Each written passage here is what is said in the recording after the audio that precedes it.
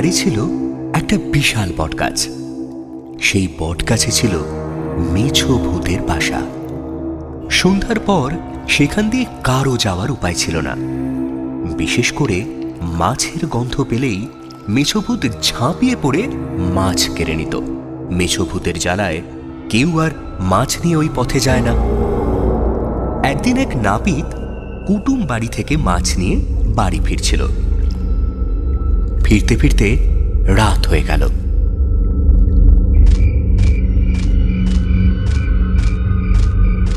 ওফ, এত তাড়াতাড়ি যাচ্ছি, তারপরেও রাস্তা যেন আর শেষই হচ্ছে না।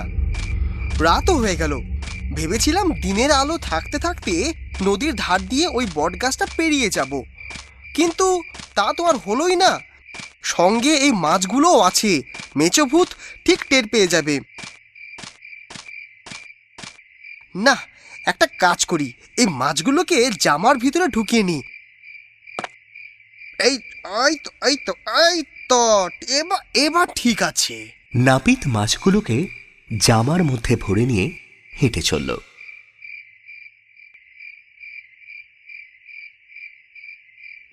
এদিকে গাছের ডালে পা ঝুলিয়ে বসেছিল মেছো ভূত। হাওয়ায় মাছের গন্ধ ভেসে আসতেই উঁকি মেরে সে দেখে একজন মানুষ এদিকেই হেঁটে আসছে।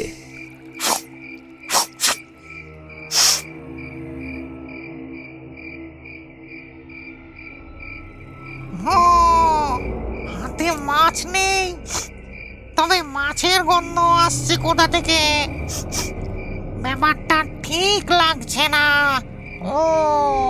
এদিকে নাপিত গাছের নিচে আসতেই মেছো ভূত লাফিয়ে পড়ল তার সামনে।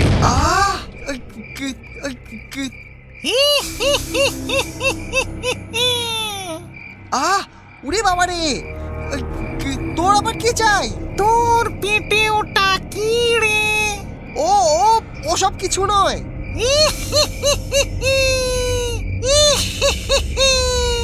পেটে মাছ লুকিয়ে রেখে মিথ্যা বলা হচ্ছে। আরে আরে আরে একই একই একই আরে আরে একই।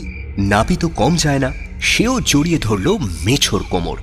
দুজনে সে কি জড়াজড়ি আর ঝাপটা ঝাপটি। দে দে মাছগুলো, দে দে।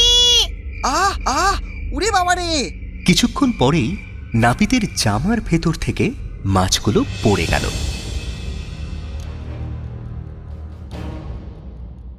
নাপিত মাছগুলো কুড়োতে যাবে, ঠিক তখনই মেছো ভূত মাছগুলো নিয়ে উধাও হয়ে গেল আর সোজা গিয়ে বসল বটগাছের মগ ডালে। হায় রে, আমার সব কটা মাছ নিয়ে চলে গেল। আমি কত শখ করে বাজার থেকে কিনে এনেছিলাম খাবো বলে, আর শেষে কিনা মেছো ভূত নিয়ে চলে গেল। তবে আমিও কিন্তু মেছোকে ছাড়বো না। ওকে এমন জব্দ করব যে কোনোদিনও কারোর মাছ খাবার নাম পর্যন্ত নেবে না।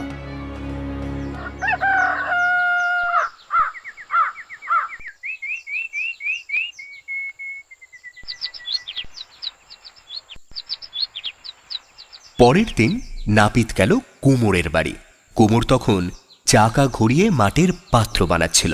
ও কুমোরদা, কুমোরদা, বলো ভাই, আমার একটা কাজ করে দিতে পারবে? কি কাজ? আরে একটা বড় মাটির মাছ বানিয়ে দিতে হবে, তারপর সেটাকে পুড়িয়ে শক্ত করে দিতে হবে ভাই। ও এই কাজ, ঠিক আছে, আর এমন কি, কালকেই হয়ে যাবে। বিকালে থলি ভর্তি মাছের আঁশ নিয়ে নাপিত গেল কুমোরের বাড়ি। তারপর সেই আঁশগুলো ভালো করে মাছের ওপর লাগিয়ে দিল। এরপর মাছটা ব্যাগের মধ্যে ভরে নদীর দিকে হেঁটে চলল।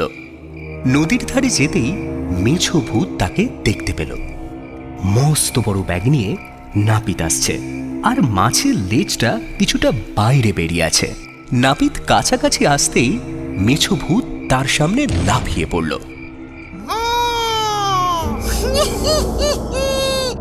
দে দে মাছটা দে, ও খিদে পেয়েছে, দে। ওরে বাবা রে, পালা পালা।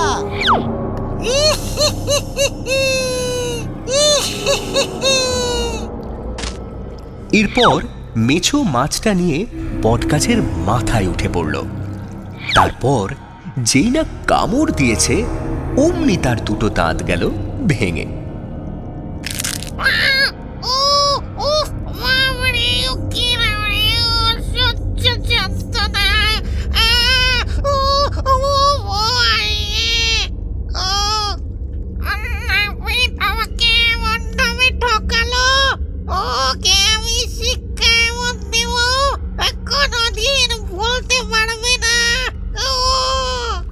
এরপর বেশ কয়েকদিন কেটে গেল। একদিন নাপিত পাশের গ্রামে বিয়ে বাড়িতে গিয়েছিল। ফিরতে ফিরতে তার রাত হয়ে গেছিল।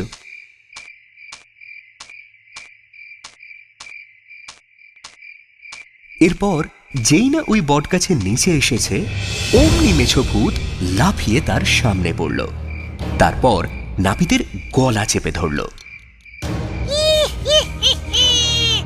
আমাকে ঠকিয়েছিলি, এবার দেখ মজা। উফ, ওরে ছাড় মেছো, আমাকে ছাড়। জানিস তো নাপিত বললে কি হয়? এই গাছেই নাপতে ভূত হয়ে থাকবো আমি। তখন তুই কোথায় থাকবি শুনি একটু। এই কথা শুনে মেছো তার গলাটা ছেড়ে দিল। তারপর ভাবল, এই গাছটা আমার অনেক দিনের বাসা, এটাকে ছাড়া যাবে না। তুই আমাকে মাটির মাছ দিয়ে ঠকিয়েছিলি কেন? তার জন্য আমার দুটো দাঁত ভেঙে গেছে। আমি তোকে কেন ঠকাতে যাব ভাই? আমি মাছটা বাজার থেকে কিনে নিয়ে যাচ্ছিলাম আমার নাতিরা খেলবে বলে। তুই সত্যি ভেবে সেটা খেতে যাবি, আমি কি করে জানবো? ওসব আমি জানি না, তোর জন্য আমার দুটো দাঁত ভেঙেছে, আমিও তোর দুটো দাঁত ভাঙবো। দেখ, আমার দাঁত ভাঙিস না, আমি বুড়ো মানুষ। আমি কথা দিচ্ছি কাল তোর জন্য অনেক মাছ নিয়ে আসবো। ঠিক বলছিস তো? না হলে কিন্তু তোর সব কটা দাঁত আমি ভাঙবো। যা, কাল তাড়াতাড়ি আসবি। এরপর মেছো ভূতের কাছ থেকে ছাড়া পেয়ে সেখান থেকে ছুটে পালিয়ে গেল। পরদিন সন্ধ্যাবেলা নাপিত একটা কলসিতে কিছু শিঙি মাছ আর কয়েকটা কাঁকড়া নিয়ে এসে ওই বট গাছের নিচে এসে হাজির হলো। কই রে মেছো, মেছো কই তুই? এই নে তোর জন্য মাছ এনেছি। ওই তে তে। এই বলে মেছো কলসিতে হাত ঢুকিয়ে দিল আর শিঙি মাছে মারল কাঁটা। ওই ওই বাবা, ও আ ও আ। আরে কি বোকা রে তুই! এগুলো কি মরা মাছ যে কলসি থেকে বের করে আনবি?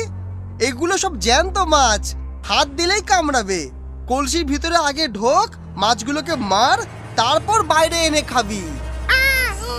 তা আগে বলবি তো।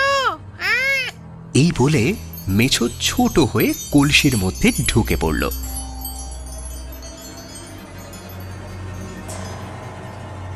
তারপর নাপিত ঝপ করে গামছা দিয়ে কলসির মুখ বন্ধ করে দিল। মেছো ভেতরে ঢুকে শিঙি মাছ আর কাঁকড়ার কাঁটা খেতে লাগলো। যন্ত্রণার জ্বালায় সে বাইরে আসতে গিয়ে দেখে কলসির মুখ বন্ধ।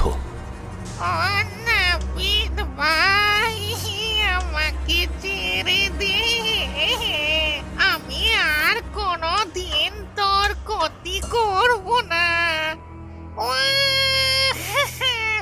তুই যা বলবি আমি তাই করব।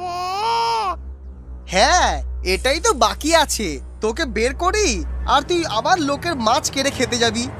এতদিন অনেক মাছ খেয়েছিস, এবার মাছেরা তোকে খাবে। ও নাপিত, আমাকে বার কর ভাই, আমাকে ছেড়ে দে। তোর পায়ে পড়ি। ও ও নাপিত, ওরে বাবা রে, ওরে বাবা, ও নাপিত। এরপর নাপিত মুখ বাঁধা কলসি ভাসিয়ে দিল নদীর জলে। কলসির ভেতর শিঙি আর কাঁকড়ার কামড় খেতে খেতে ভেসে চলল মেছো।